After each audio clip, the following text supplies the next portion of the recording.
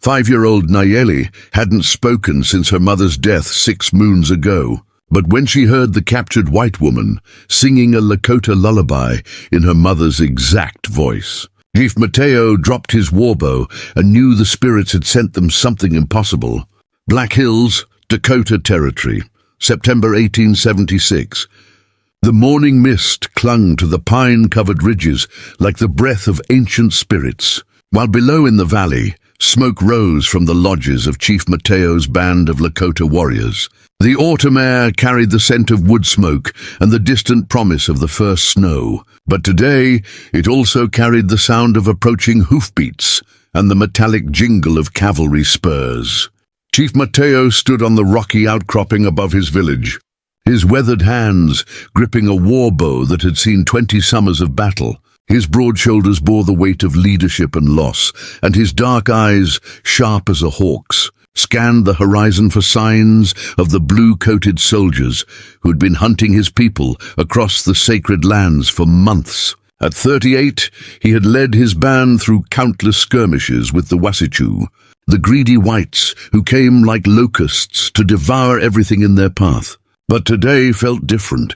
Today felt like the day the spirits would demand a heavy price. Behind him, the village stirred to life with the sounds of morning chores. Women tending fires, children playing between the lodges, and warriors preparing weapons for what they all sensed would be another day of running or fighting. But one sound was missing, had been missing for 6 moons now. The bright laughter of his daughter Nayeli, who had not spoken a single word since the terrible day her mother, Beautiful Dawn, had died trying to protect the village from a cavalry raid. Nayeli sat now by her mother's grave, a small figure wrapped in a worn buffalo robe. Her long black hair braided with the blue beads her mother had loved. She stared at the wooden marker carved with symbols that told the story of a woman who had been the heart of their people, the keeper of songs and stories, the gentle voice that could calm frightened children and wounded warriors alike. Since that awful day when the soldiers' bullets had found their mark, Nayeli had retreated into a silence so complete that even the tribal healers feared her spirit might be walking the ghost trail. The child's silence was a constant ache in Mateo's chest, a wound that would not heal. He had tried everything, offering her favorite foods, bringing her new dolls made from soft deerskin, even letting her ride his war pony, a privilege no child had ever been granted. But Nayeli simply looked at him with her mother's dark eyes and said nothing. As if all the words in the world had died with Beautiful Dawn, Running Wolf, Mateo's war leader and closest friend, approached with the swift, purposeful stride of a man bearing urgent news. His face, marked with the ritual scars of a proven warrior, was grim in the morning light. "My brother," he said in their native tongue, "our scouts have returned from the eastern pass.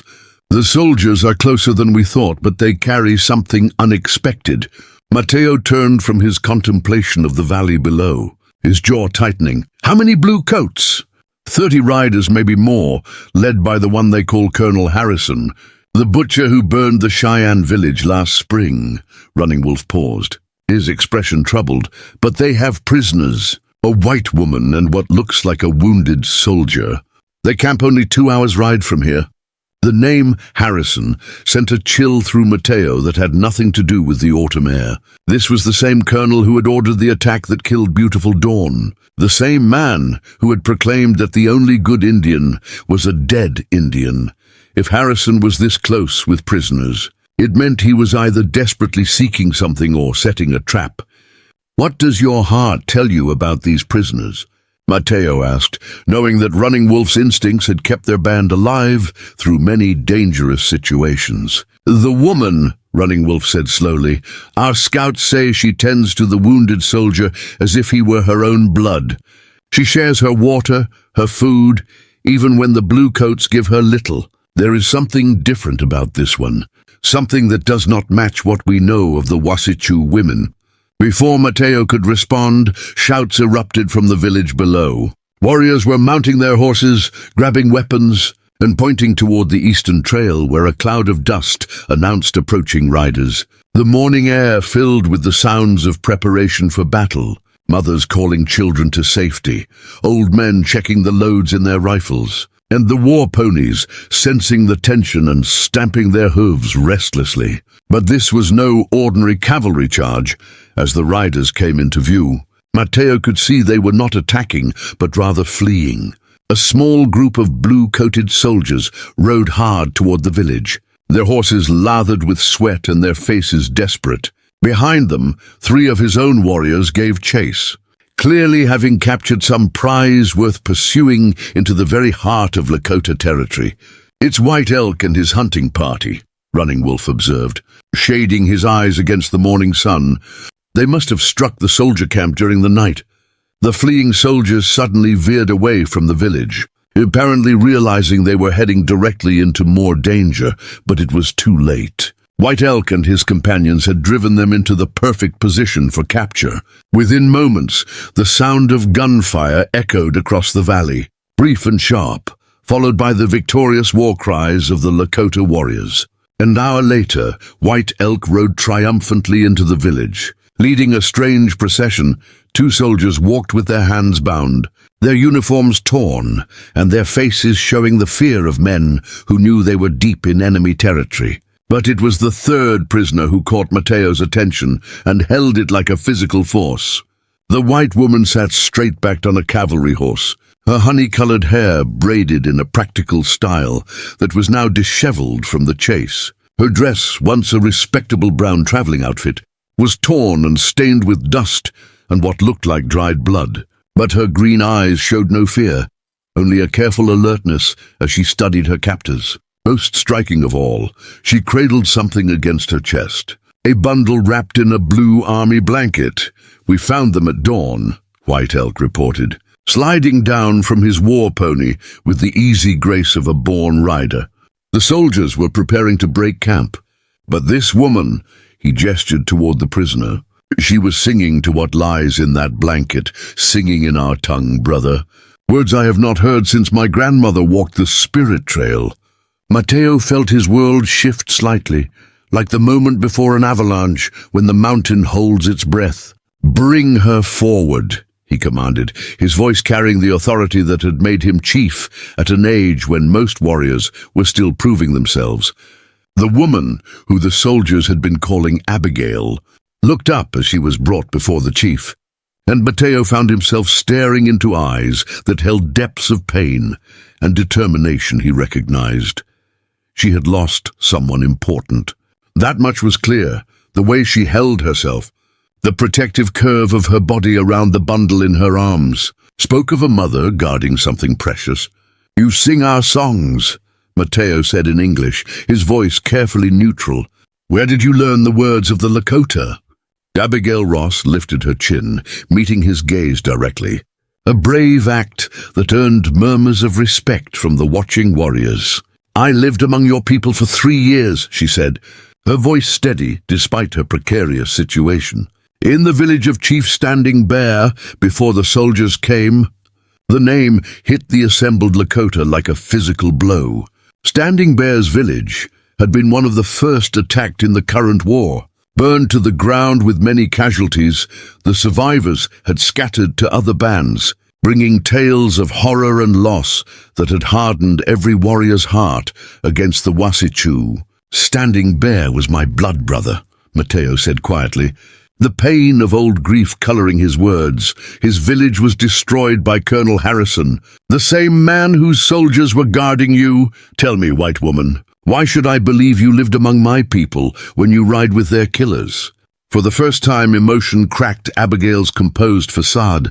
Tears gathered in her green eyes, but her voice remained strong.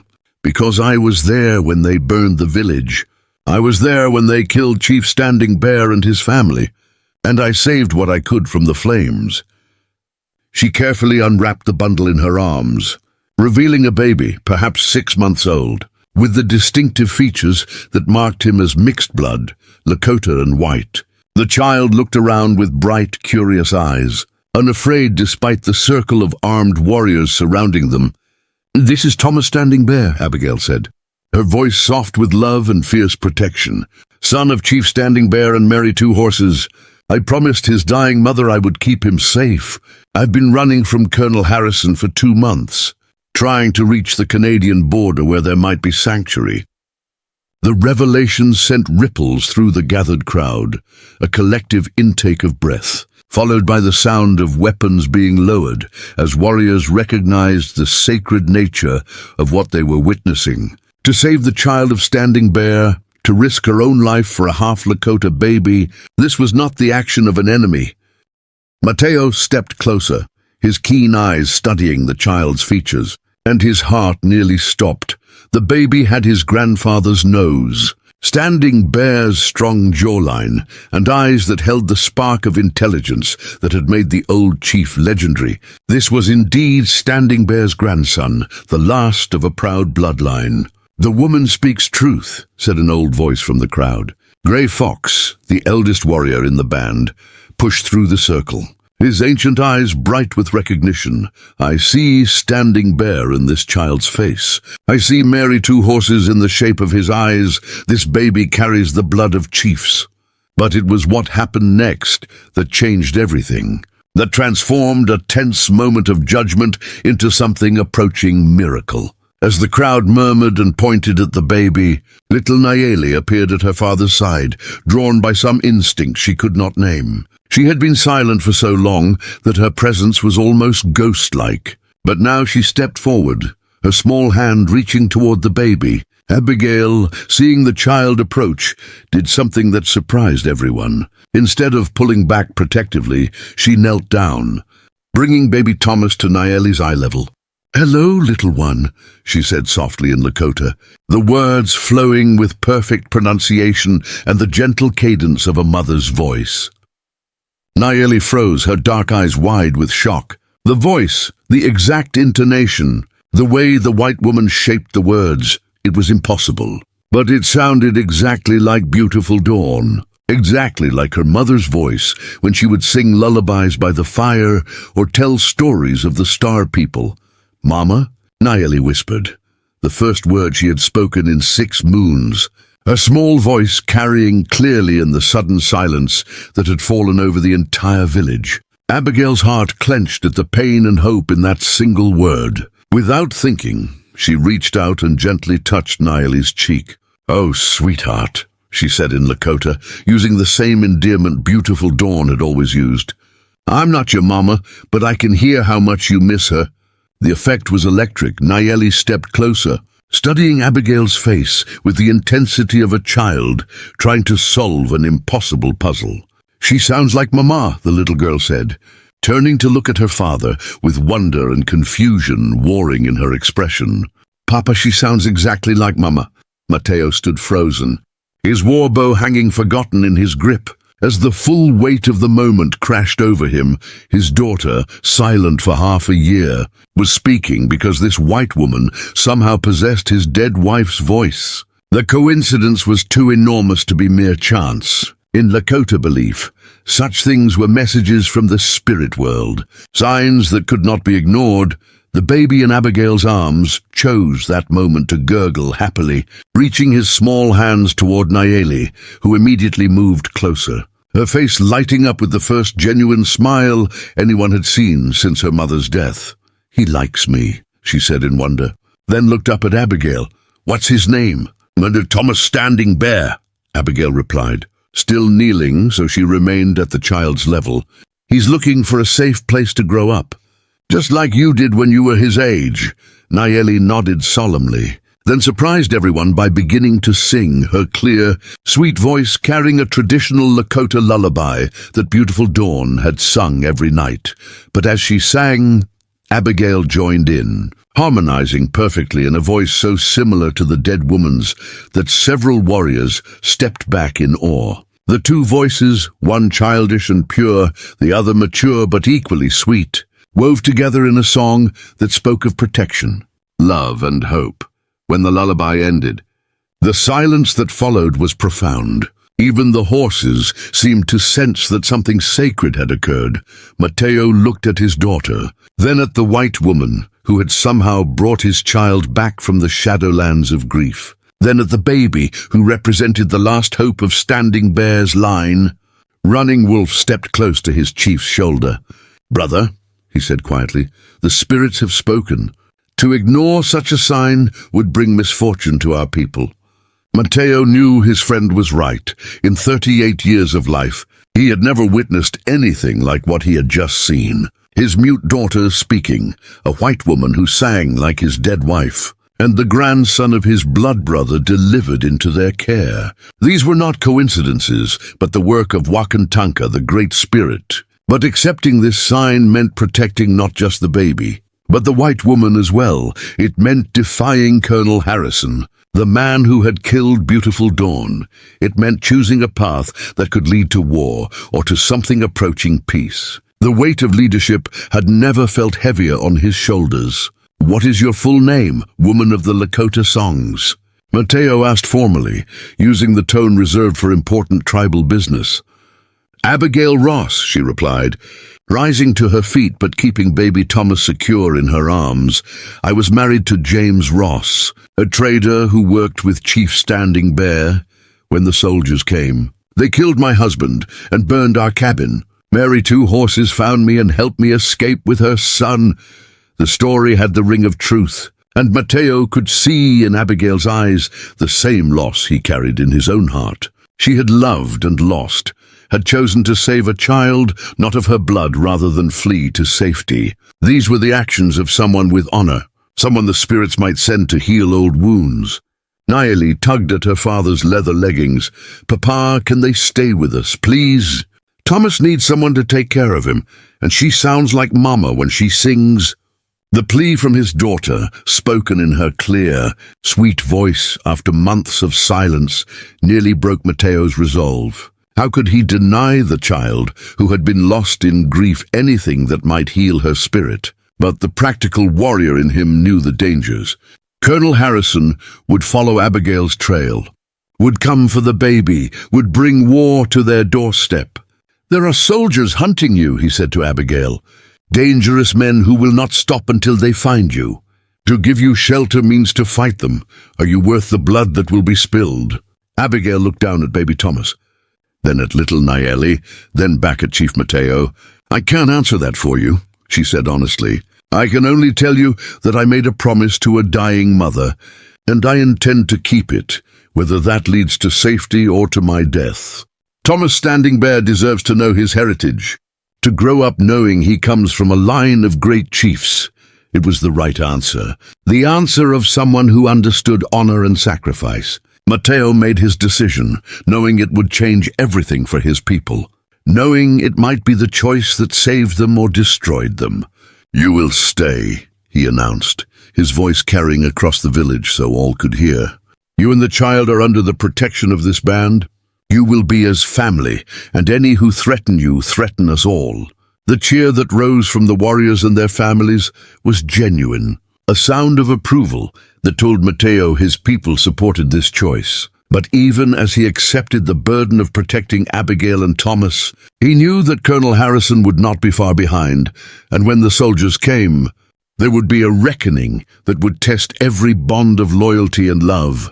As the crowd began to disperse, making plans for where to house their new guests, Nayeli slipped her small hand into Abigail's free one. "Will you teach me more songs like Mama used to sing?" she asked, her voice bright with hope. Abigail squeezed the little hand gently. "I'll teach you every song I know," she promised. And for the first time since fleeing Standing Bear's village, she felt something like hope blooming in her chest. Chief Mateo watched his daughter and the white woman walk toward his lodge, baby Thomas gurgling contentedly between them, and knew that whatever came next, the spirits had set them all on a path that could not be unchanged. Tutustiti. The morning sun had barely cleared the eastern peaks when Abigail woke to find Nayeli sitting cross-legged beside her sleeping furs, watching baby Thomas with the fascination of a child who had never seen anything so wonderful. The makeshift cradle that the village women had woven from sweetgrass and willow branches the night before rocked gently in the pre-dawn breeze, and Thomas gurgled softly, his tiny fists waving in the air as if conducting some invisible orchestra. He's been awake for a long time, Nayeli whispered in Lakota, her voice still carrying that quality of wonder that had marked her return to speech. I think he was waiting for you to wake up too. Abigail sat up slowly, her body still aching from the weeks of hard travel and the stress of constant fear. But her heart warmed at the sight of the little girl who had somehow become her shadow. Good morning, little star, she said in Lakota. Using the English translation of Nayeli's name, have you been guarding us all night?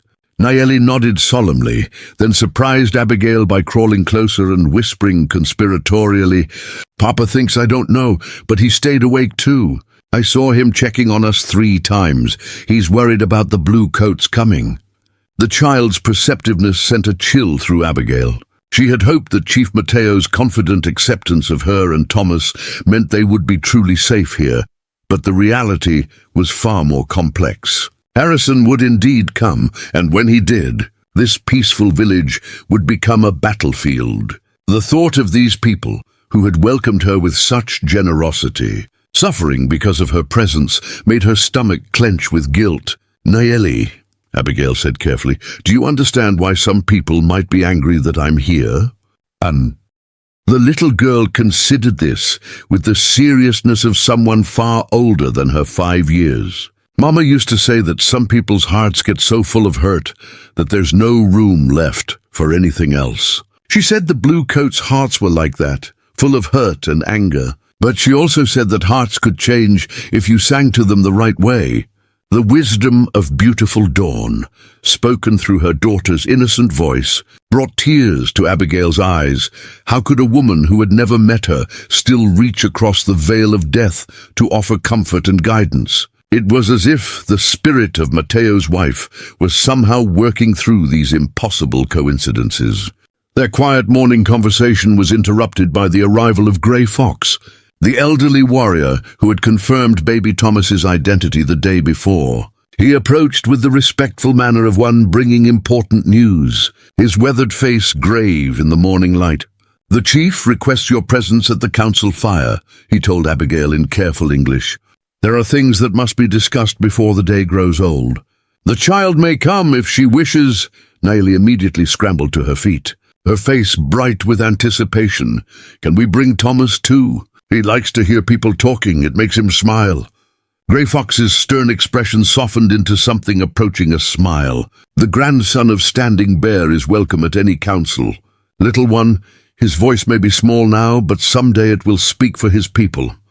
The council gathering was unlike anything Abigail had expected. Instead of the formal, intimidating affair she had imagined, she found herself in a circle of men and women, warriors and elders, mothers and unmarried daughters, all sitting around a small fire that sent sweet-smelling smoke toward the morning sky.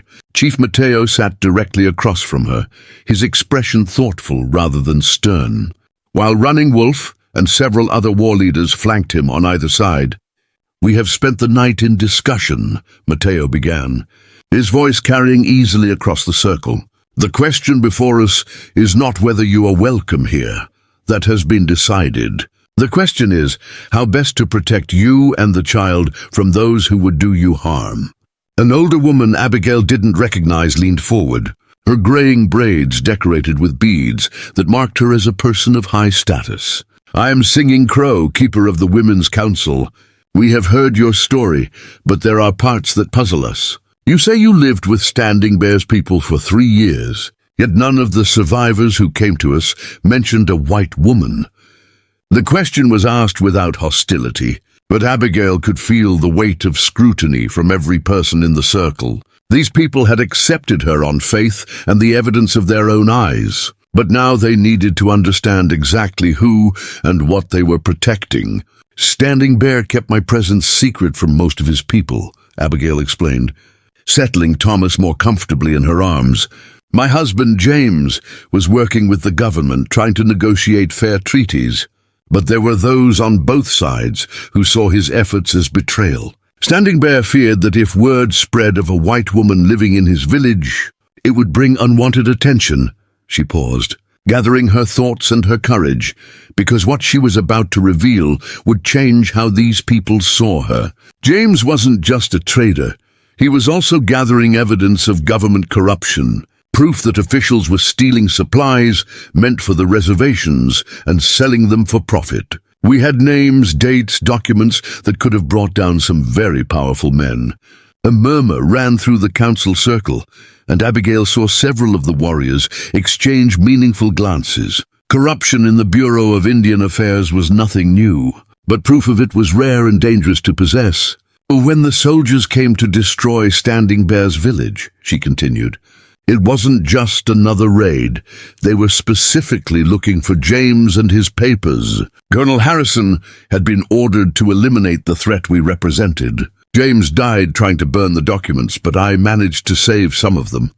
Chief Mateo leaned forward, his dark eyes intent. You still have these papers? Abigail nodded, then carefully reached into the hidden pocket she had sewn into her dress, withdrawing a small oilskin packet that had somehow survived weeks of hard travel. Names, transaction records, correspondence between bureau officials and private contractors, everything needed to prove that the government has been deliberately starving your people while enriching themselves. The impact of this revelation was immediate and profound. Warriors who had been listening politely suddenly sat straighter, their faces hardening with the kind of anger that came from seeing their worst suspicions confirmed. The women of the council began whispering among themselves in rapid Lakota, their voices carrying tones of outrage and vindication. Running Wolf was the first to speak, his scarred face grim with purpose. This explains why Harrison pursues you so relentlessly. You carry the power to destroy him and his Confederates. No wonder he brings so many soldiers. It also explains, added Singing Crow thoughtfully, why the spirits would guide you to us. These papers could free our people from the reservation system, could force the government to honor the treaties they have broken. You carry more than just Standing Bear's grandson. You carry hope for all our people. Baby Thomas chose that moment to begin fussing. His small cries cutting through the serious discussion, Nayeli immediately moved closer, making soft shushing sounds and gently stroking his tiny hand. Her natural way with the infant had been remarked upon by everyone in the village, as if she had been born to be a big sister. He's hungry, Nayeli announced with the authority of someone who had been observing his patterns. And he needs his blanket changed. Mama always said babies tell you what they need, if you know how to listen. Abigail smiled at the child's wisdom, but as she prepared to tend to Thomas's needs, Singing Crow gestured for her to remain seated. Let the village women care for the child while we finish this discussion. There are other matters to consider. Two young mothers immediately came forward, one taking Thomas with practiced ease, while the other produced clean cloths and a small pot of warm water. Nayeli supervised the entire process with the seriousness of a tribal elder, offering advice and corrections that made the adults smile despite the gravity of the council meeting. With the baby settled, Chief Mateo returned to the central issue. These papers you carry, they could indeed bring change, but at what cost? Harrison will not stop hunting you, and now he has personal as well as official reasons to see you dead. How many of our people should die to protect documents that the government might simply ignore or suppress? It was the question Abigail had been dreading, the moral weight that had kept her awake during the long nights of flight. I don't have the right to ask anyone to die for this, she said quietly. If you feel the risk is too great, I'll take Thomas and continue north to Canada. I won't let my presence bring destruction to your people. The offer was met with immediate and vocal opposition from around the circle. Warriors protested that they would not abandon Standing Bear's grandson. Mothers declared that no child should be forced to flee his homeland. And elders spoke of the spiritual significance of Abigail's arrival, but it was Nayeli who provided the most compelling argument. You can't leave, the little girl said, appearing suddenly at Abigail's side with Thomas in her arms, having somehow convinced the village women to let her take charge of him. Thomas belongs here, and you belong with Thomas. Besides, she added with devastating logic, Mama told me in a dream last night that you're supposed to stay. The entire council fell silent at this pronouncement. Dreams and visions were taken very seriously by the Lakota, especially when they came to children, and the fact that Nayeli claimed to have been visited by her dead mother's spirit elevated the discussion to an entirely new level. Before we jump back in, tell us where you're tuning in from, and if this story touches you, make sure you're subscribed, because tomorrow I've saved something extra special for you. Chief Mateo's expression was unreadable as he studied his daughter. Tell us about this dream, little star. What did your mother say?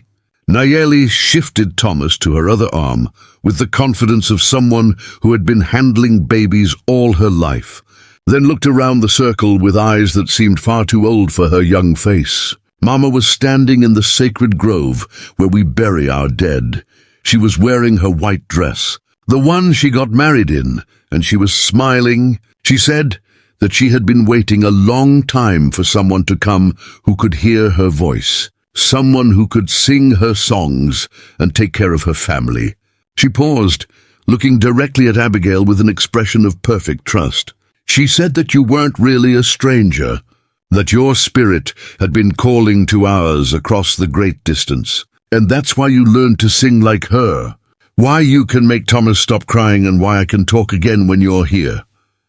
The silence that followed was profound, filled with the weight of spiritual revelation and the practical implications of what the child was claiming. If beautiful Dawn's spirit had indeed chosen Abigail as her replacement, if the dead woman was somehow guiding events from beyond the grave, then refusing to protect her would be tantamount to defying the will of the ancestors. Grey Fox, as the eldest present and keeper of tribal wisdom, was the first to respond. The child speaks with the voice of prophecy. I have lived 70 winters and seen many visions, but never one as clear as this. The spirits have chosen, and we must not stand against their will. His words carried tremendous authority, and Abigail could see the shift in the council's mood. What had been a practical discussion about risk and reward had become something far more significant, a question of spiritual duty and divine mandate. The burden of choice had been lifted from human hands and placed in the realm of sacred obligation. But even as the council moved toward unanimous acceptance of Abigail's permanent place in the village, new complications arose. One of the scouts who had been watching the eastern approaches came running into the camp, his face urgent with news that made everyone's blood run cold. Riders approaching from the canyon trail, he reported breathlessly. 20 bluecoats, maybe more, and they fly the banner of Colonel Harrison. They will be here before the sun reaches its peak. The council dissolved into immediate action, warriors running for their weapons, mothers gathering children and preparing to evacuate the elderly and infirm to the hidden caves in the cliff face. Chiefs and war leaders shouting orders and making rapid plans for defense. But in the midst of all this chaos, Chief Mateo remained seated, his eyes fixed on Abigail with an expression of grim determination. The time for discussion has passed, he said quietly, his voice cutting through the noise around them. Now we see if the spirits truly guide us, or if we have been deceived by hope and wishful thinking. Abigail stood, still holding the precious packet of documents, feeling the weight of responsibility settling on her shoulders like a physical burden. Let me go to them, she said, her voice steady despite the fear crawling up her spine. Let me surrender myself and the papers. Perhaps Harrison will be satisfied with that and leave your people in peace. The suggestion was met with immediate and fierce rejection from every person within hearing. Warriors shouted that they would die before allowing such cowardice. Women declared that no guest of the village would be abandoned to enemies. And Nayeli, still holding baby Thomas, looked at Abigail with eyes bright with tears and panic. You promised you wouldn't leave, the little girl said, her voice small but determined. You promised to teach me all the songs. You can't break promises to children, Mama said. That was the worst thing anyone could do. The simple plea from the child who had already lost one mother cut straight through Abigail's resolve. How could she abandon this little girl who had somehow found her voice again because of a woman who sounded like the mother she missed? How could she leave Thomas to face an uncertain future without the protection she had sworn to provide? Chief Mateo rose from his place at the council fire, his war bow in his hand, and his face set in lines of immovable determination. The spirits sent you to us for a reason, and we will not question their wisdom. If Harrison wants you, he must first prove himself stronger than the combined will of our people and our ancestors. As the sounds of approaching cavalry grew louder, echoing off the canyon walls like thunder before a storm, Abigail realized that her arrival in this village had set in motion events that could no longer be controlled or redirected. The collision between two worlds, two ways of life, two different concepts of justice and honor was about to occur, and the outcome would determine not just her fate and Thomas's, but the future of everyone who had chosen to stand with them. The sacred grove where beautiful dawn rested seemed to shimmer in the morning light, as if the spirits themselves were gathering to witness what was about to unfold. And Abigail found herself praying to whatever power had guided her steps, that the faith these people had placed in her would not lead to their destruction. The dust cloud raised by Colonel Harrison's cavalry hung in the morning air like a brown shroud over the canyon. But Chief Mateo had no intention of meeting the soldiers in open battle, where their superior numbers and firepower would decide the outcome before the first arrow was loosed. Instead, he had chosen a strategy so audacious that even his most trusted war leaders questioned his sanity. A plan that would either save his people or destroy them all in a single, desperate gamble. "You want us to what?" Running Wolf demanded, his scarred face twisted in disbelief as he stared at his chief in the pre-dawn darkness of the war lodge. The other warriors gathered around the central fire looked equally stunned, their painted faces reflecting both confusion and concern for their leader's mental state. "We are going to perform the ghost dance," Mateo repeated calmly, checking the edge of his hunting knife with practiced precision. "All of us, the entire village, including our guests, we are going to dance until the spirits come, until the dead walk among us, until Colonel Harrison sees things that will make him question everything he believes about the world." The ghost dance was more than just a ceremony. It was a powerful spiritual practice that some tribes believed could bring back the dead, restore the buffalo herds, and drive the white invaders from native lands. The government had banned it precisely because of its power to unite tribes and inspire resistance, making its public performance an act of open defiance that could justify any level of military response. Gray Fox, eldest among the warriors, leaned forward with the gravity of one who had seen many desperate battles. "My chief, the ghost dance is sacred, not a trick to be used against enemies. To perform it falsely would bring the anger of our ancestors upon us. To perform it truly might call forth powers we cannot control." Mateo met the old warrior's eyes without flinching. "Who says we would perform it falsely? I have felt the presence of my wife's spirit since the white woman arrived. I've seen my daughter speak after months of silence. I've witnessed Standing Bear's grandson delivered into our care by forces beyond our understanding. If ever there was a time when the veil between worlds grows thin, it is now." The logic was compelling, but the risks were enormous. The ghost dance required participants to enter trance states that left them vulnerable, and performing it in the presence of hostile soldiers could result in a massacre that would make Wounded Knee look like a minor skirmish.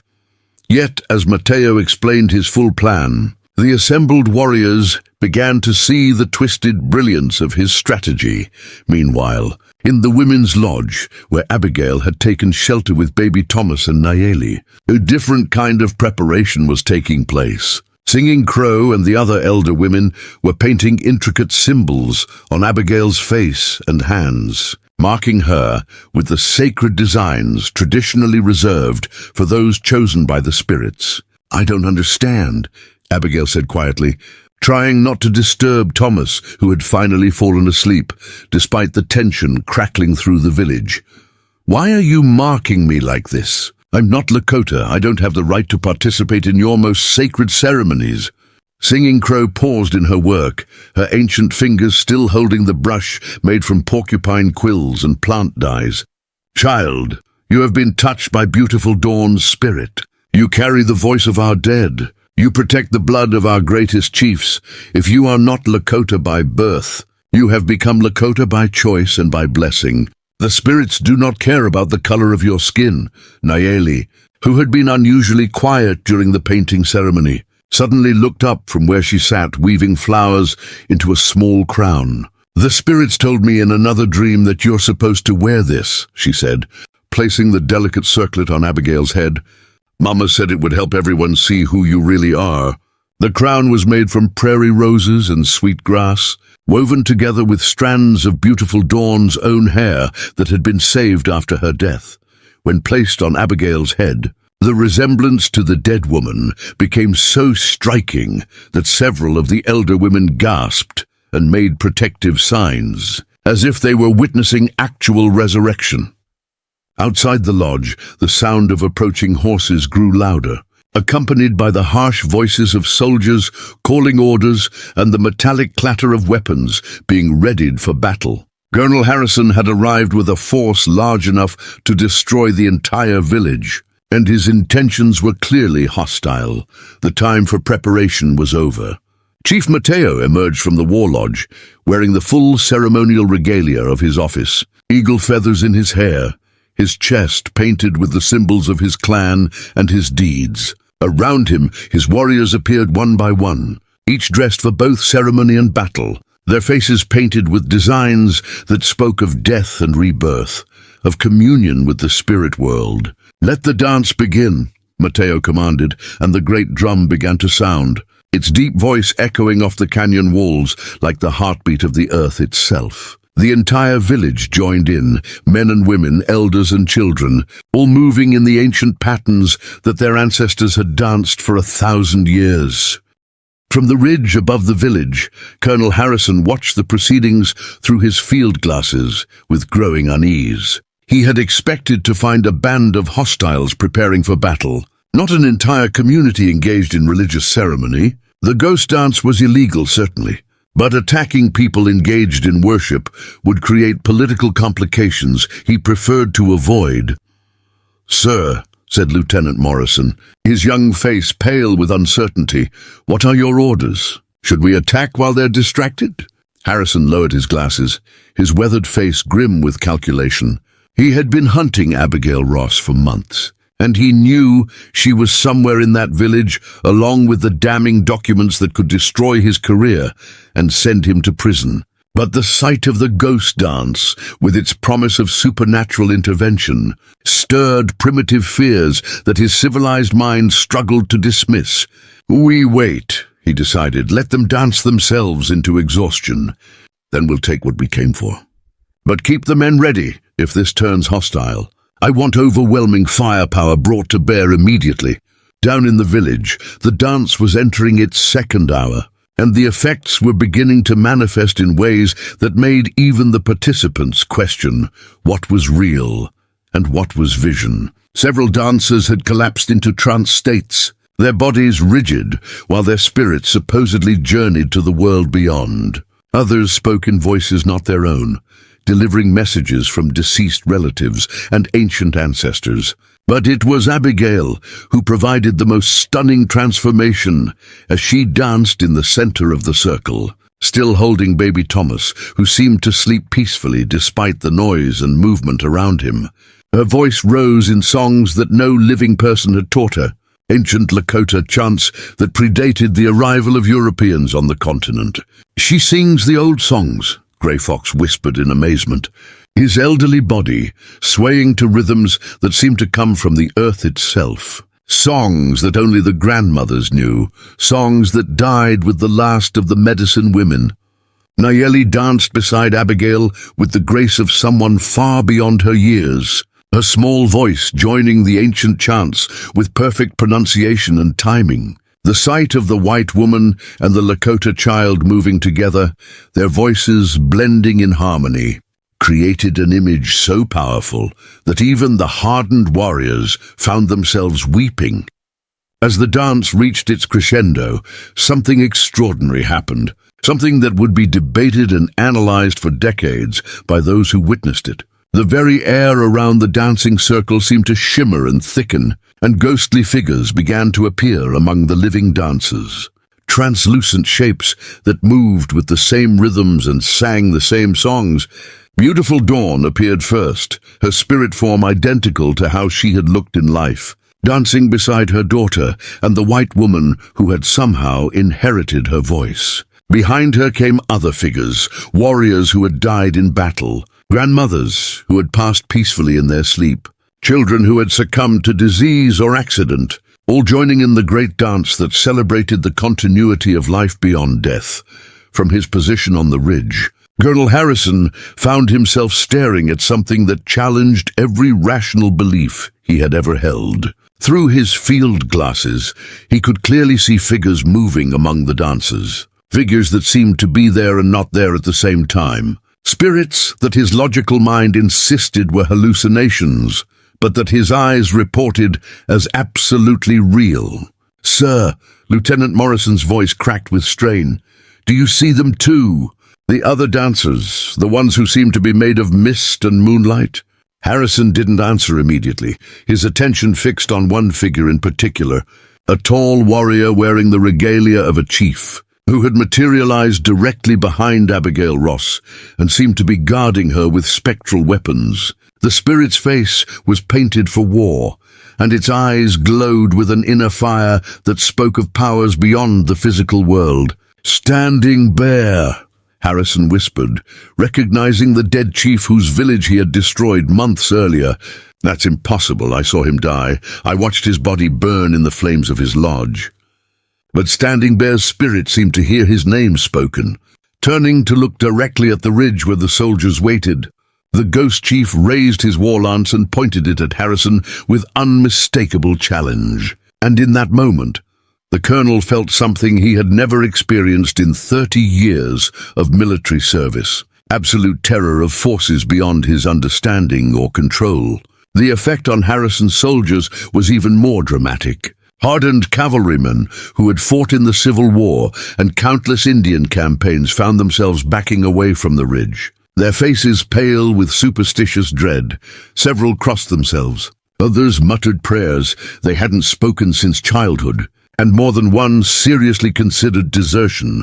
Colonel Sergeant Kelly, a 20-year veteran, spoke with a voice that shook despite his efforts at control. "The men are saying we should withdraw. They're saying this place is cursed, that we're interfering with things that should be left alone." Harrison wanted to dismiss such talk as cowardly superstition, but the evidence of his own eyes made rational explanation impossible. He could see the spirits dancing, could hear their voices joining the chants of the living, could feel a presence watching him with eyes that held the weight of judgment and the promise of retribution. In the village below, the dance was reaching its climax. The boundary between the world of the living and the realm of the dead had grown so thin that participants could speak directly with their ancestors, receiving guidance and wisdom that would shape their decisions for generations to come. Chief Mateo found himself face to face with his grandfather, the legendary war leader who had taught him everything about honor and leadership. "The woman carries truth in her heart and justice in her hands," the ancient spirit said, his voice like wind through dry leaves. "Protect her, and she will help you protect your people. The papers she carries will bring change, but only if they survive to reach those who can use them wisely." Meanwhile, Abigail experienced something that changed her understanding of her own place in the world. Beautiful Dawn's spirit approached her directly, the ghost of Mateo's wife moving with the same gentle grace that had characterized her in life. When the spirit woman spoke, her voice was identical to Abigail's own, confirming what everyone had suspected, but no one had dared to say aloud. "Sister of my spirit," Beautiful Dawn said, her translucent hands reaching out to touch Abigail's face. "You were chosen before you were born to walk this path, to carry my voice and protect my family. The Great Spirit saw that my time would be short and prepared you to take my place, not as a replacement, but as a continuation of the same soul divided between two bodies. The revelation that she and beautiful Dawn were spiritually connected, two halves of the same eternal essence, explained everything that had seemed like impossible coincidence. It explained why she could sing in the dead woman's voice, why Nayeli had responded to her so immediately, why even baby Thomas seemed to recognize her as family. As dawn approached and the dance began to wind down, the spirits gradually faded back into the realm beyond death. But their message remained clear. The living had been given divine sanction for their choices, and any who opposed them would be fighting not just human enemies, but the combined will of the ancestors. Colonel Harrison, who had witnessed the entire ceremony through his field glasses, found himself faced with a decision that would define the rest of his career and possibly his life. He could order the attack, could use his superior firepower to destroy the village and claim the documents he needed. But doing so would mean making war on forces that transcended human understanding. "Sir," Lieutenant Morrison said quietly, "what are your orders?" "The men are ready, but they're also frightened. I'm not sure how they'll perform if we attack a place where the dead walk among the living." Harrison closed his field glasses with hands that trembled slightly, realizing that his hunt for Abigail Ross had led him into territory where military tactics and political calculations meant nothing, where the only currency that mattered was spiritual truth and moral righteousness. The game had changed completely, and he was no longer sure he wanted to continue playing. In the village below, Chief Mateo stood with his arm around Abigail's shoulders, both of them exhausted from the night's ceremony, but strengthened by the knowledge that they had been blessed by powers beyond the physical world. Nayeli slept peacefully in Abigail's arms alongside baby Thomas, both children secure in the protection of spirits and the living alike. "What happens now?" Abigail asked quietly, her voice still carrying echoes of the ancient songs she had sung throughout the night. Mateo looked toward the ridge where Harrison's soldiers waited in uncertain silence, then back at his people who had proven their courage and faith through the most sacred of ceremonies. "Now we see if the colonel has learned what we have learned, that some battles cannot be won with bullets, and some truths cannot be destroyed with violence." The sun was rising over the Black Hills, painting the sky in shades of gold and crimson that seemed to promise either triumph or tragedy, and everyone present knew that the next few hours would determine whether the ghost dance had saved them all or simply provided a beautiful prelude to their destruction. Colonel Harrison's hands shook as he poured whiskey from his personal flask into his tin cup, the amber liquid sloshing with the tremor he couldn't quite control, as the images from the ghost dance continued to burn behind his eyelids like brands from hell itself. He had retreated to his command tent 2 miles from the Lakota village, ostensibly to plan his next move, but in reality to wrestle with the collapse of everything he thought he knew about the world. "Sir, there's someone here to see you," Lieutenant Morrison announced from outside the tent flap, his young voice still carrying the strain of what they had all witnessed at dawn. "Says he represents certain interests in Washington, has papers with official seals." Harrison looked up from his whiskey with eyes that had aged a decade in a single night, wondering what new complication had arrived to make his situation even more impossible. "Send him in, Lieutenant, but keep your sidearm ready. I'm beginning to suspect that nothing is what it seems anymore."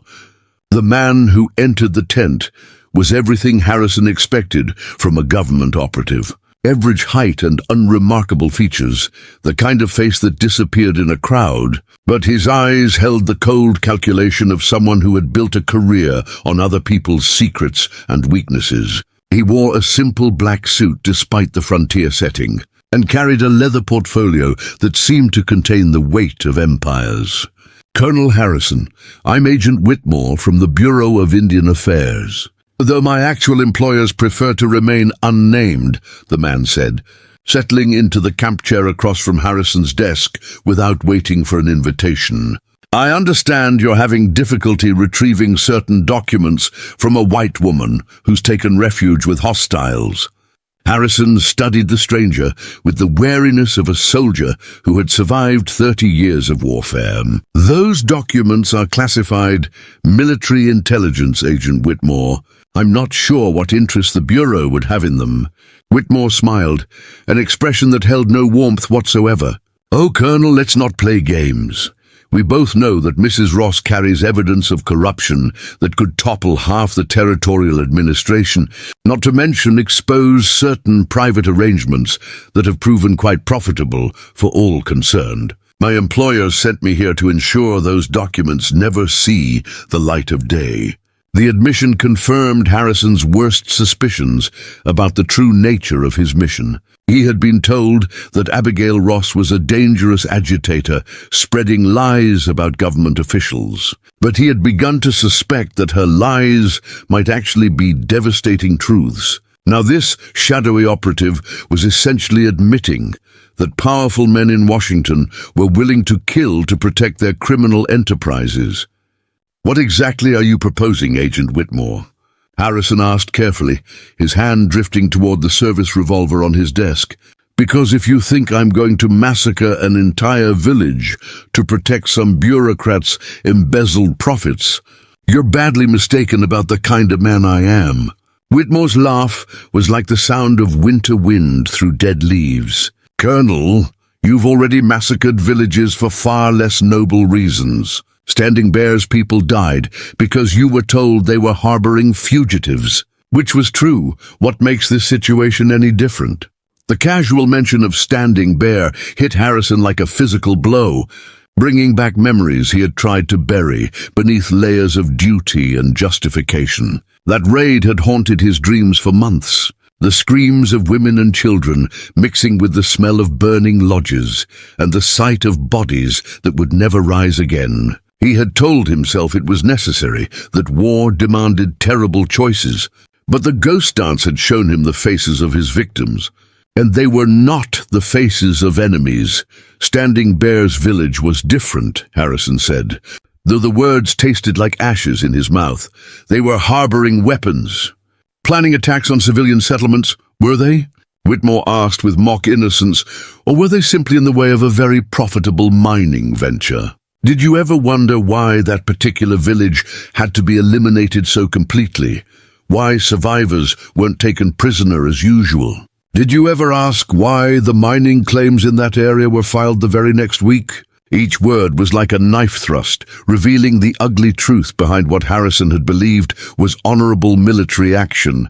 He had been used, manipulated into committing atrocities, not for the security of American settlers, but for the greed of Eastern investors who saw Native American lands as nothing more than resources to be extracted.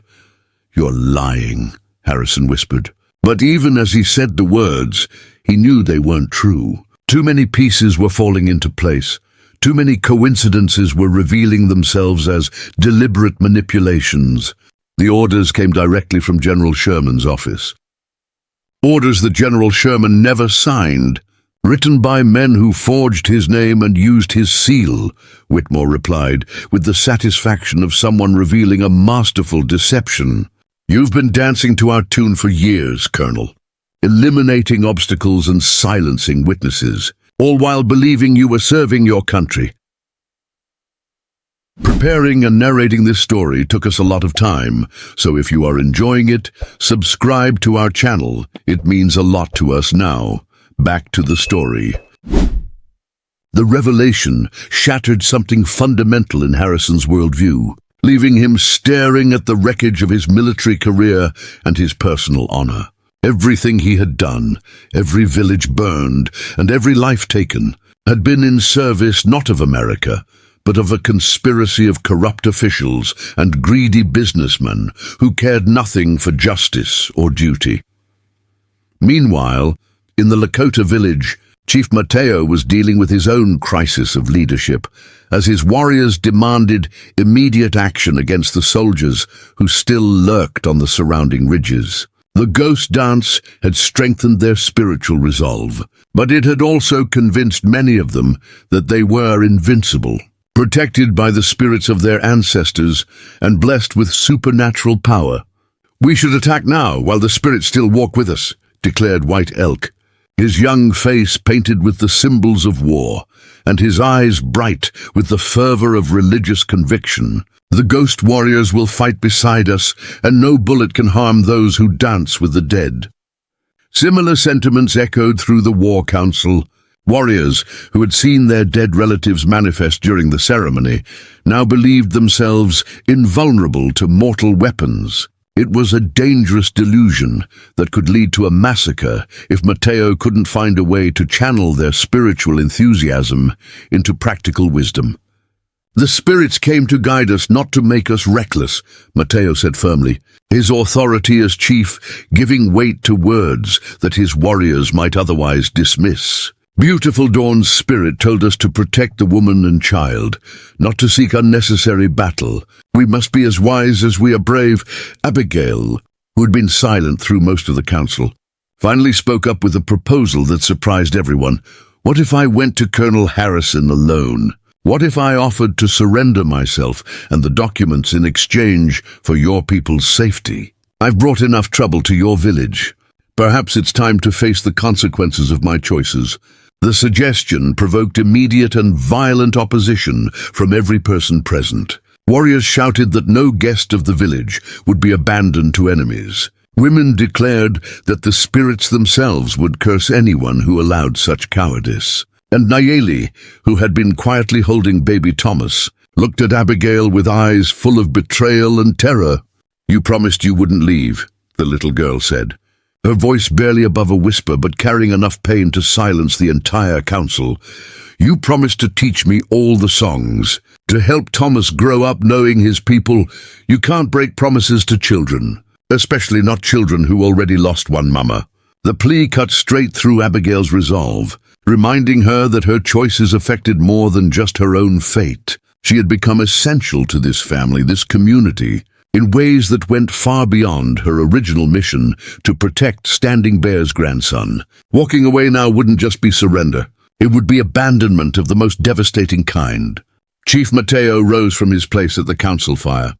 His decision made, the woman stays with us, as do the documents she carries. If Colonel Harrison wants either, he must come and take them by force, and if he does, he will face not just our warriors, but the judgment of the spirit world. The council's approval was unanimous and thunderous, but even as the warriors cheered and began planning their defenses, Mateo couldn't shake the feeling that they were missing something crucial. The soldiers on the ridge had remained motionless for hours, neither attacking nor withdrawing, as if waiting for some signal or development that hadn't yet occurred. His instincts were proven correct when a lone rider approached the village under a white flag. Not one of Harrison's soldiers, but a civilian in a dark suit who rode with the careful posture of someone more accustomed to offices than horseback. The stranger's arrival sent ripples of unease through the village, as everyone recognized that negotiations conducted under such circumstances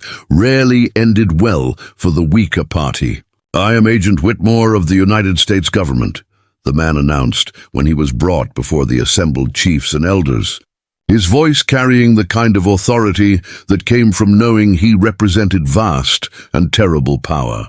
"I'm here to offer you a choice, a chance to end this standoff without bloodshed." Chief Mateo studied the government agent with the same careful attention he would give a rattlesnake coiled to strike. "Speak your words, white man, but know that we have heard many promises from your government, and most of them have been lies wrapped in pretty phrases." Whitmore's smile was cold as winter moonlight. "This isn't a promise, Chief Mateo. It's a simple transaction. You have something we want, and we have something you need. Give us the woman and the documents she carries, and your people will be relocated to a new reservation with better land, more food, and complete autonomy over your internal affairs." The offer was more generous than anything the Lakota had been offered in decades, but it came with the stench of corruption and coercion that made every person present deeply suspicious. Reservations were prisons disguised as gifts, and the government's promises had a consistent history of being broken the moment they became inconvenient. "And if we refuse?" Running Wolf asked, his scarred face showing the skepticism of someone who had learned not to trust white men bearing gifts. "If you refuse," Whitmore said with the casual tone of someone discussing the weather, "then Colonel Harrison will receive orders to eliminate this village as a hostile force. Every man, woman, and child will be considered an enemy combatant, and there will be no survivors to complain about the methods used."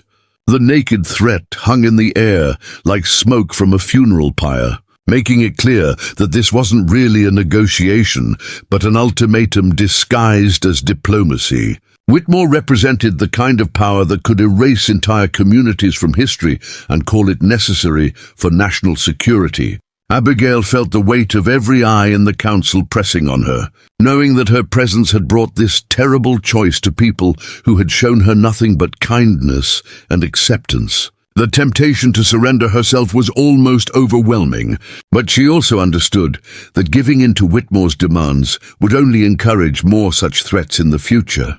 "There's a third option," she said quietly, her voice cutting through the tension like a blade.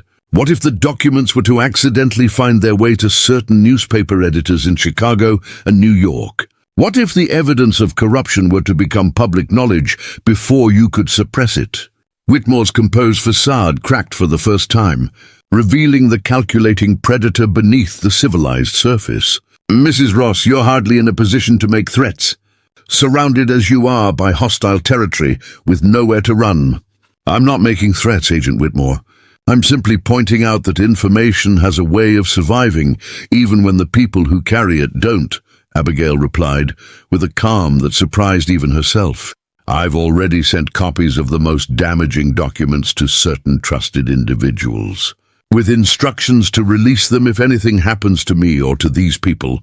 It was a bluff, but a convincing one, and Whitmore's expression showed that he believed her capable of such foresight. The stakes of the game had suddenly shifted, and both sides were now playing for much higher prizes than anyone had originally imagined.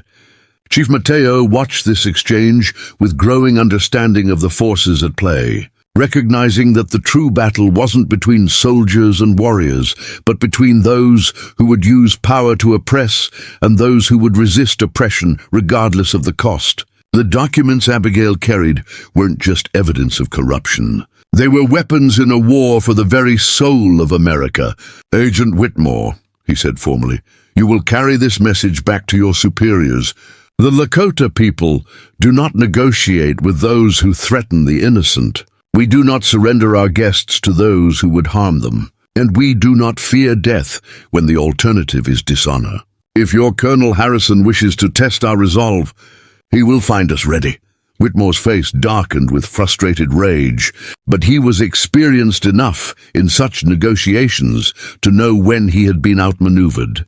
"You're making a mistake, Chief, one that will cost your people everything they hold dear. I'll give you until sunset to reconsider. After that, the consequences are on your own heads." As the government agent rode back toward Harrison's camp, the village erupted in preparation for siege. But this time, there was a difference in the atmosphere. The spiritual power unleashed by the ghost dance had given the people confidence. But Abigail's revelation about the documents had given them something even more valuable. The knowledge that they were fighting for justice that extended far beyond their own survival. Nayeli approached Abigail as the sun began its descent toward the western peaks, her small hand slipping into the white woman's with the trust of a child who had found her missing piece. "Are you really not going to leave us?" she asked quietly, her dark eyes searching Abigail's face for the truth that adults sometimes hid behind comfortable lies. "I'm not going anywhere, little star," Abigail promised, lifting the child to sit on her lap beside baby Thomas. "We're family now, and families stick together no matter what storms they have to weather." As sunset approached and the moment of decision drew near, everyone in the village understood that the next few hours would determine not just their own fate, but the future of justice itself. The spirits had set them on this path, and now they would see it through to whatever end awaited them in the gathering darkness. The sun hung like a blood-red coin above the western mountains when Colonel Harrison made the decision that would either redeem his soul or destroy what remained of his military career. Standing in his command tent with Agent Whitmore's ultimatum burning in his hands like a piece of hellfire, he realized that 30 years of following orders without question had led him to this moment of absolute moral choice. "Sir, the men are getting restless," Sergeant Kelly reported from the tent entrance, his weathered face showing the strain of commanding soldiers who had witnessed supernatural events that challenged everything they thought they knew about warfare. Half of them are talking about desertion, saying they won't fire on people protected by spirits. The other half want to attack immediately before their courage fails them completely. Harrison looked up from the orders he had been staring at for the past hour, orders that commanded him to eliminate every living soul in the Lakota village and ensure that no evidence of government corruption ever saw daylight. "Sergeant, in your 20 years of service, have you ever received an order that you knew was morally wrong?" Kelly shifted uncomfortably, recognizing the dangerous territory such questions represented. "Sir, it's not my place to judge the morality of orders, just to follow them and keep the men alive while doing it." "That's where you're wrong, Sergeant," Harrison said quietly, his voice carrying a weight of revelation that had been building since he witnessed the ghost dance. "Every soldier has a duty to his conscience as well as his chain of command. And when those two duties conflict, a man must choose which kind of person he wants to be." The colonel walked to his field desk and began writing rapidly on a sheet of official stationery, his pen scratching across the paper with the sound of a life-changing decision being committed to permanent record. When he finished, he folded the letter carefully and handed it to his stunned subordinate. "Sergeant Kelly, you are to take this message immediately to the commanding officer at Fort Robinson. It contains my resignation from the United States Army and a full confession of the illegal activities I have been ordered to participate in. You are also to take Lieutenant Morrison and half the men with you, anyone who doesn't want to be part of what happens next." Kelly stared at the letter as if it were a live snake. "Sir, what are you planning to do? You can't resign in the middle of a mission, especially not with Agent Whitmore breathing down our necks." Harrison stood and began strapping on his sidearm, not the polished ceremonial weapon he wore for inspections, but the well-worn Colt revolver that had saved his life in a dozen battles. "I'm planning to do what I should have done months ago, Sergeant. I'm going to protect innocent people instead of murdering them for the profit of corrupt politicians." The transformation in the colonel was so complete that Kelly barely recognized the man he had served under for 5 years. Gone was the rigid military bearing and unquestioning obedience to authority, replaced by something that looked like the kind of moral courage that turned ordinary men into legends.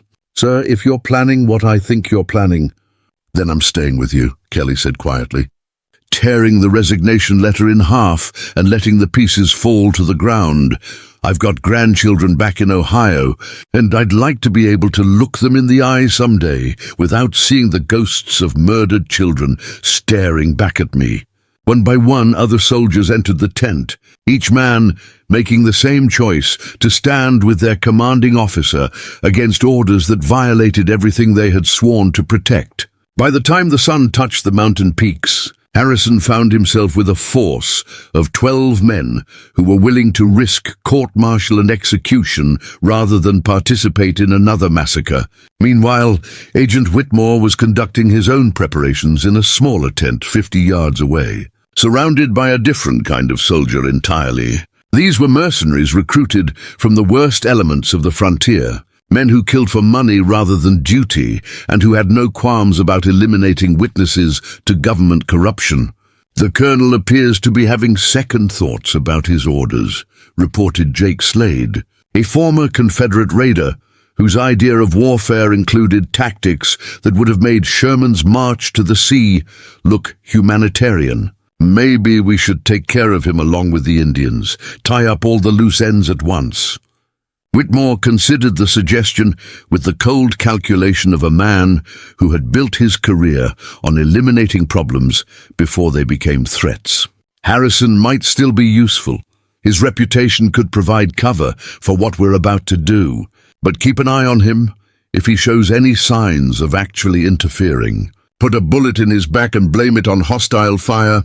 The agent's mercenaries began checking their weapons with the professional thoroughness of men who had perfected the art of killing. But they were unprepared for what happened next, which was the arrival of an unexpected ally who would change the entire dynamic of the confrontation. In the Lakota village, Chief Mateo stood on the same rocky outcropping where he had first spotted Abigail's arrival, watching the sun sink toward the horizon, and knowing that the moment of crisis was approaching like an avalanche that could no longer be stopped. Behind him, his people made their final preparations, checking weapons, saying prayers, and preparing to fight for their lives against overwhelming odds. "The spirits have been quiet since the dance ended," Running Wolf observed, joining his chief on the ridge with the easy camaraderie of men who had faced death together many times. "Do you think they have abandoned us now that we need them most?" Mateo shook his head, his keen eyes scanning the military encampment for signs of movement. "The spirits are never quiet, my brother. Sometimes we just forget how to listen. But I think tonight we will hear their voices more clearly than ever before." His prediction proved accurate when a lone rider appeared on the eastern trail. Not from the direction of the soldiers, but from the vast emptiness of the Dakota plains. The rider moved with the fluid grace of someone born in the saddle, and as he drew closer, the watchers could see that he wore the distinctive regalia of a Lakota war chief. Though not one from their own band, "Crazy Horse," Mateo breathed, recognizing the legendary warrior whose reputation had spread across the entire Great Plains. "What brings the greatest of our war leaders to this place of danger?" A Crazy Horse dismounted near the village center, his presence immediately drawing a crowd of warriors and elders who had heard stories of his exploits but never expected to see him in person. He was smaller than the legends suggested, but there was something about his eyes that spoke of absolute fearlessness and unshakable determination. "I have come because the spirits told me that the future of our people would be decided here tonight," he announced, his voice carrying easily across the gathered crowd. "They showed me visions of a white woman who carries the voice of our ancestors, and a child who holds the blood of chiefs, and documents that could free our people from the reservation prisons." "Sister," Abigail felt every eye turn toward her as Crazy Horse approached. Baby Thomas, sleeping peacefully in her arms, while Nayeli clung to her skirt with obvious awe at seeing the most famous warrior in Lakota history. When the war chief spoke directly to her, his words carried the weight of prophecy. "You are the one the spirits chose to carry our songs across the divide between life and death," he said in perfect English. Surprising everyone who had assumed he spoke only Lakota, "The ancestors whisper that your heart beats with the same rhythm as beautiful dawns, that you are two spirits sharing one sacred purpose."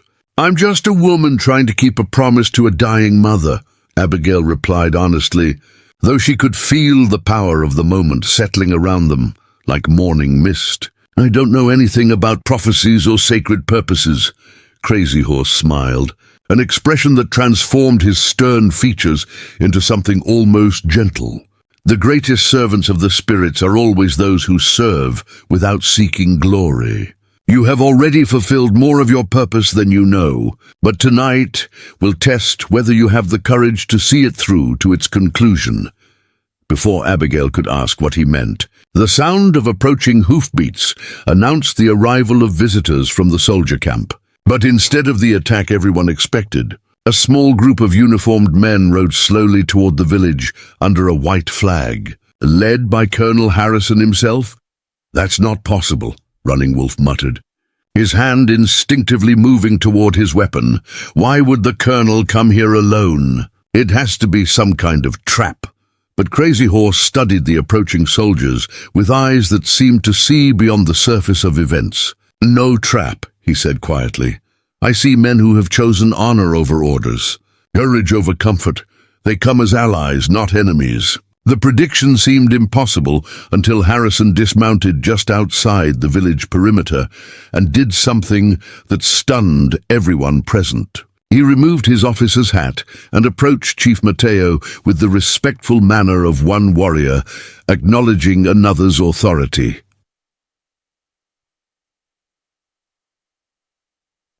"Chief Mateo, I come to ask your forgiveness for the crimes I have committed against your people," Harrison said formally, his voice carrying across the silent village.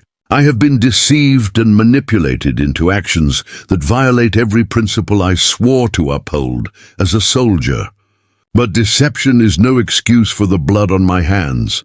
The apology was so unexpected that even the children stopped their playing to stare. A United States Army colonel asking forgiveness from a Lakota chief was something that would have been unthinkable just hours earlier.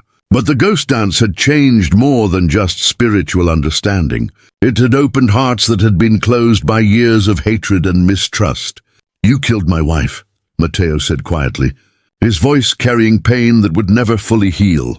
"You burned Standing Bear's village and slaughtered innocent people. What words could possibly balance such scales?" Harrison met the chief's eyes without flinching, accepting the weight of judgment he knew he deserved. "No words can balance those scales, and I will carry that guilt until my dying day. But I can offer you something more valuable than apologies. I can offer you justice." He gestured toward Sergeant Kelly, who stepped forward, carrying a leather portfolio identical to the one Agent Whitmore had brought to their earlier meeting. "These are copies of the real orders, the forged documents, the evidence of who really gave the commands that led to those massacres. Everything you need to prove that corrupt officials used the army as their personal assassination squad." Abigail stared at the portfolio with growing understanding, realizing that Harrison was offering not just evidence, but vindication for everyone who had suffered under the conspiracy of greed and corruption. "Colonel, why are you doing this? Why risk your career and your life to help us?" "Because I saw the faces of my victims during your ghost dance," Harrison replied simply. "I saw Standing Bear and Beautiful Dawn and all the others who died because I followed orders without questioning them. Dead children don't care about military careers, ma'am, and neither should living soldiers." Crazy Horse stepped forward, his legendary status giving weight to words that would echo through history. "The spirits have spoken through this white soldier's heart, showing him the path from darkness to light. We would be fools to reject such a gift, especially when it comes with the power to free our people from oppression." Chief Mateo looked around the circle of faces, seeing his own warriors. The white woman who had brought them Standing Bear's grandson, the legendary war chief who had appeared like an answer to prayer, and the army colonel who was offering redemption through sacrifice. The moment felt like the turning point of destiny itself. "Colonel Harrison," he said formally, "your crimes against my people can never be forgotten, but your courage in admitting them and working to prevent more such crimes earns you a warrior's respect. If you truly wish to seek redemption, then stand with us when Agent Whitmore comes to collect his blood price." "I'll stand with you," Harrison promised, his voice carrying the ring of an oath that would bind him until death. "My men and I will stand with you, and together we'll show Washington that some lines cannot be crossed, even in the name of national security."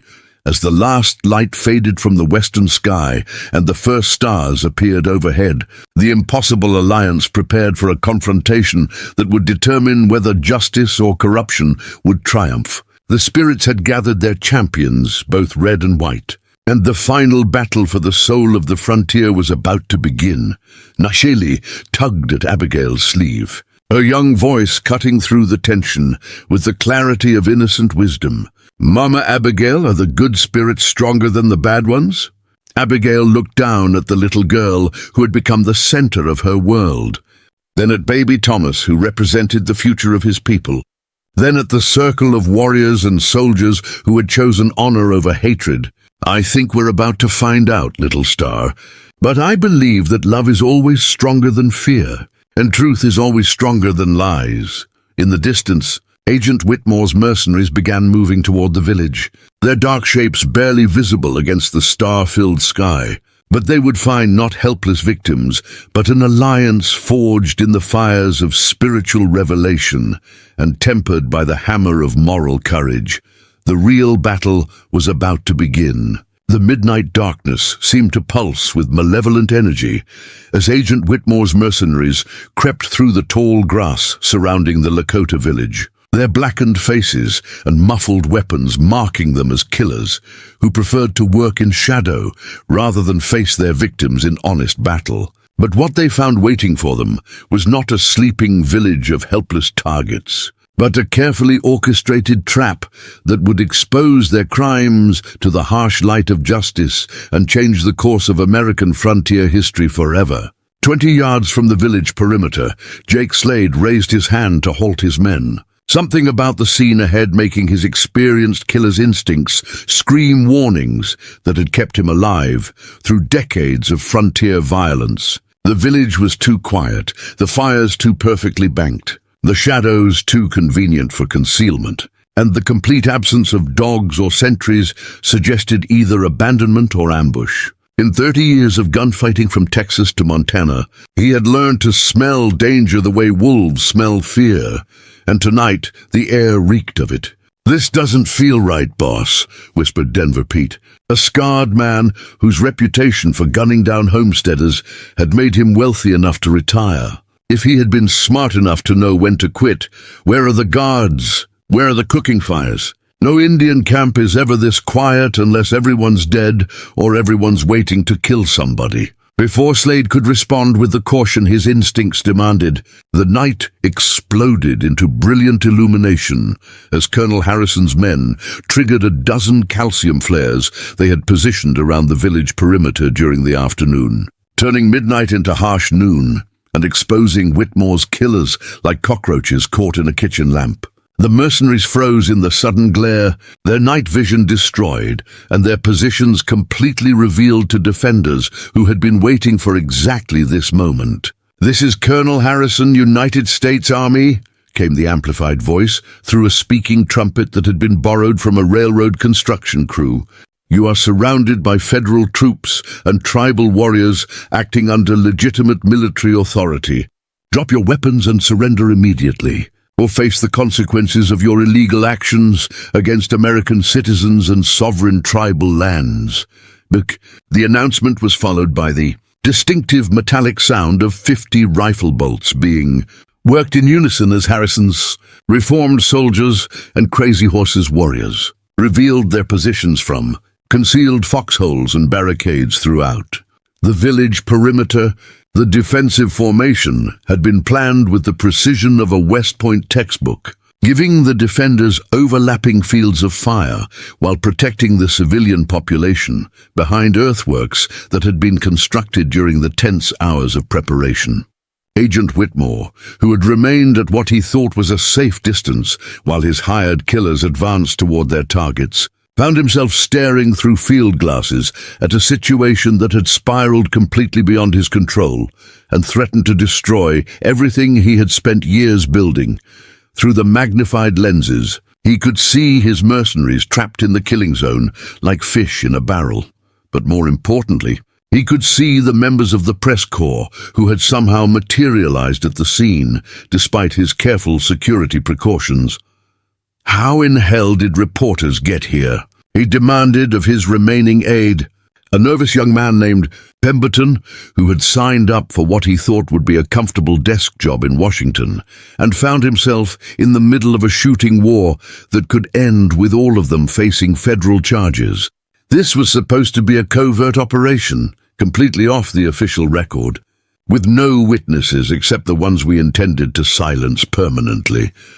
Pemberton consulted the intercepted telegraph messages with shaking hands, his voice cracking with the stress of impending disaster. "Sir, it appears that someone sent detailed invitations to newspaper editors in Chicago, Denver, San Francisco, and New York. The telegrams were signed by someone calling themselves a concerned citizen, and promised exclusive coverage of government corruption and illegal military operations. They even included train schedules and suggested the best vantage points for photography. The telegrams represented Abigail's masterstroke, sent days earlier through a network of sympathetic contacts she had cultivated during her 3 years with Standing Bear's people, including missionaries, traders, and even some government clerks whose consciences had been troubled by the corruption they witnessed. She had learned from her late husband's work that in the modern world of newspapers and telegraph lines, the power of publicity could be stronger than armies, and corrupt officials feared exposure in the press more than they feared bullets on the battlefield. Down in the village, the confrontation was entering its crucial phase as the various players revealed their final positions in what would become one of the most documented events in frontier history. Chief Mateo stepped into the circle of firelight wearing his full ceremonial regalia, every feather and bead marking him as a sovereign leader defending his people's rights against foreign aggression. Behind him stood Abigail, no longer the frightened fugitive who had arrived weeks earlier, but a woman transformed by purpose and spiritual calling into something approaching a force of nature. "Agent Whitmore," Mateo called out, his voice carrying clearly across the battlefield with the authority of generations of chiefs who had defended their people against impossible odds. "You come to our land with killers and cutthroats, threatening women and children in the name of a government that claims to represent justice and civilization. Is this the honor of the United States? Is this the democracy you would force upon us at gunpoint?" Whitmore emerged from his concealment reluctantly, flanked by the few mercenaries who had not been caught in the initial trap. His face twisted with the rage of a man watching years of careful planning crumble into public disaster. "Chief Mateo, you are harboring enemies of the state and interfering with federal law enforcement operations. Surrender the woman and the stolen documents immediately, and your people might be permitted to live through this night." "The only enemies of the state here are you and your hired murderers," Colonel Harrison announced, stepping into the light beside the Lakota chief in a gesture that symbolized the unprecedented alliance between former enemies united by shared principles of honor and justice. "I have documented evidence that you forged military orders, orchestrated massacres for private profit, embezzled federal funds, and conspired to commit treason against the Constitution of the United States." The accusation hung in the night air like gunsmoke, witnessed by reporters whose pencils flew across their notebooks, and whose camera equipment captured the historic moment when military honor confronted government corruption in the most dramatic possible circumstances. This was exactly the kind of public exposure that Abigail had orchestrated through her careful planning, making it impossible for Whitmore's superiors to simply eliminate witnesses and bury the truth as they had done so many times before. Crazy Horse stepped forward from the circle of warriors, his legendary presence lending even greater weight to the moment and ensuring that this confrontation would be remembered in tribal oral history for generations to come. "The spirits have shown me visions of what will happen if this corruption is allowed to continue unchecked," he said, his voice carrying the authority of prophecy and the wisdom of someone who had seen too much violence. "More villages will burn, more children will die, more mothers will weep over graves that should never have been dug. The circle of hatred and greed ends here tonight, with the choice between justice and profit." But Whitmore was far from finished, and his growing desperation made him even more dangerous than his calculated greed had been. Recognizing that his entire network of corruption and murder was about to be exposed to public scrutiny, "You think your little theatrical performance will change anything?" he snarled, pulling an ivory-handled revolver and pointing it directly at Abigail with the steady hand of someone who had killed before. "Even if the newspapers print your lies, even if some minor officials face investigation, the system will protect itself. There's too much money involved. Too many powerful people who profit from keeping the Indians on reservations and out of the way." The direct threat to Abigail provoked immediate and overwhelming response from every direction. As warriors raised their weapons with the fluid precision of men born to warfare, soldiers took careful aim with the disciplined efficiency of professional troops. And even the reporters pressed closer to capture what might be the climactic moment of the entire confrontation. But it was 5-year-old Nayeli who provided the most unexpected and powerful intervention. Stepping out from behind her father's protective bulk with baby Thomas cradled in her small arms.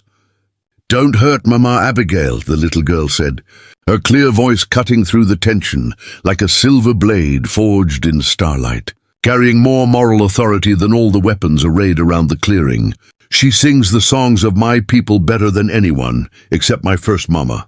She protects the children who have no one else to care for them. She carries the voice of beautiful Dawn, who died trying to save others. If you hurt her, you hurt all of us, and the spirits will never forgive you. Yeah.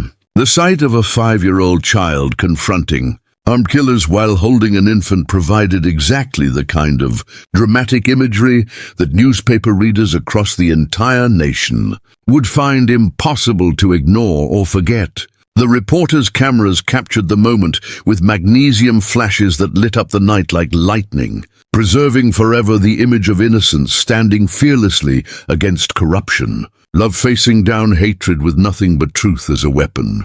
Whitmore's gun hand began to shake visibly as he tried to maintain his aim at Abigail, but the presence of the children had introduced a moral complexity that even his hardened conscience, corrupted by years of profitable violence, couldn't entirely dismiss. Killing adults in the name of national security was something he could justify to himself and his superiors. But gunning down women and babies in full view of the press was something else entirely. Something that would follow him to his grave and beyond.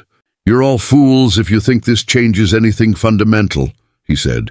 But his voice had lost its earlier confidence and menace, replaced by the desperate tone of a man watching his carefully constructed world collapse around him. "The people who sent me have resources you can't even imagine. Influence that reaches into every level of government, from territorial administrators to United States senators. They'll find another way to silence you, another method to protect their investments and eliminate troublemakers. Maybe they will try," Abigail replied calmly, stepping forward despite the weapon trained on her heart, her voice carrying the strength of someone who had found her true purpose in life. "But it won't be secret anymore. It won't be hidden behind forged orders and manufactured emergencies. Every future crime will have to be committed in the full light of public scrutiny. And that makes all the difference in a country where voters still have the power to demand justice." She was absolutely right, and everyone present knew it with the certainty of historical inevitability. The age of secret massacres and covert operations against Native American tribes was ending forever. Not because of military defeats or political negotiations, but because of the inexorable power of truth exposed to public examination through the modern miracle of newspaper journalism and telegraph communication. The tense standoff was suddenly broken by the thunder of approaching cavalry, but not the reinforcements that Whitmore had desperately expected from his remaining allies in the territorial administration. Instead, General George Crook himself rode into the circle of firelight at the head of a full company of regular army troops, accompanied by federal marshals whose authority came directly from Washington and could not be countermanded by local officials, no matter how highly placed or well-connected they might be. "Agent Whitmore," General Crook announced with the formal precision of military justice being served, his voice carrying the full authority of the United States government operating at its constitutional best. "You are under arrest for conspiracy against federal law, fraud in the conduct of official duties, embezzlement of government funds, and treason against the United States. Your mercenaries are under arrest for attempted murder, violation of federal laws governing military operations, and conspiracy to commit acts of terrorism against American citizens." The general's dramatic arrival had been orchestrated by the same carefully planned network that had brought the reporters to witness the confrontation. With telegraph messages and fast riders carrying word of Whitmore's illegal operations to military commanders and federal officials who still believed in honor, justice, and the rule of law above personal profit. The conspiracy had finally grown too large and too public to be contained by the usual methods of corruption and violence, as Whitmore and his surviving mercenaries were placed in heavy iron shackles under the watchful eyes of federal marshals. The true scope of their criminal enterprise began to emerge through careful examination of the documents Abigail had protected and the detailed testimony of soldiers who had finally found the courage to speak truth to power. The evidence revealed a vast network of corruption that reached from remote frontier trading posts all the way to the marble halls of Congress itself, involving millions of dollars stolen from tribal allocations and dozens of unnecessary military actions designed purely to benefit private business interests. Chief Mateo stood beside General Crook as the arrests were methodically completed. The two men, representing different but equally honorable traditions of leadership, united in their commitment to justice over expedience. "General, what happens now to my people? What becomes of the woman who brought us this chance for justice and the child who carries the blood of our greatest chiefs? Your people will be relocated to new lands of your own choosing, with full federal protection and complete tribal sovereignty over internal affairs," Crook replied, his words carrying the weight of official policy that would soon be ratified by emergency session of Congress. Mrs. Ross will be offered federal protection and a position as special investigator, helping to root out other cases of corruption in the territorial administration. Her courage and intelligence have served not just your tribe, but the entire American nation. Abigail looked around at the faces that had become her family through trials of fire and spirit. Knowing that her original desperate mission to reach the safety of Canada with baby Thomas had somehow transformed into something far greater and more meaningful than mere survival. She had found not just sanctuary but divine purpose, not just safety but a chance to help heal the ancient wounds that had torn apart two peoples for generations of unnecessary warfare. "I don't need federal protection or official positions," she said quietly, her hand resting protectively on Nayeli's shoulder, while the remarkable little girl continued to hold baby Thomas with the natural maternal instincts of someone born to nurture others. "I need to stay here with my family, to help these children grow up knowing both their proud Lakota heritage and their rightful place in the rapidly changing world. Thomas deserves to learn his grandfather Standing Bear's stories and his people's traditions. And Nayeli deserves to master all the ancient songs I promised to teach her." The decision surprised absolutely no one who had witnessed the powerful bonds forged through shared hardship, spiritual awakening, and mutual sacrifice. Chief Mateo stepped forward and formally adopted both Abigail and baby Thomas into his clan according to traditional ceremony, making them legally and spiritually part of the Lakota nation with all the rights and responsibilities that such membership entailed. While Nayeli immediately began planning the elaborate celebrations she would organize to welcome her new mother and little brother with all the proper tribal honors. As dawn broke over the sacred Black Hills, painting the eastern sky in glorious shades of gold and rose that seemed to promise new beginnings and second chances for everyone who had survived the night's trials, the village gradually settled into the peaceful rhythms that had been violently interrupted by weeks of crisis, conflict, and the threat of annihilation. The reporters packed their equipment and notebooks with stories that would shock the nation, heading back to telegraph offices where they would file dispatches that would lead to congressional investigations and sweeping reforms in federal Indian policy. Colonel Harrison, his military career officially ended, but his personal honor completely restored through his courageous stand against illegal orders, accepted General Crook's offer of a civilian position as federal inspector for tribal affairs.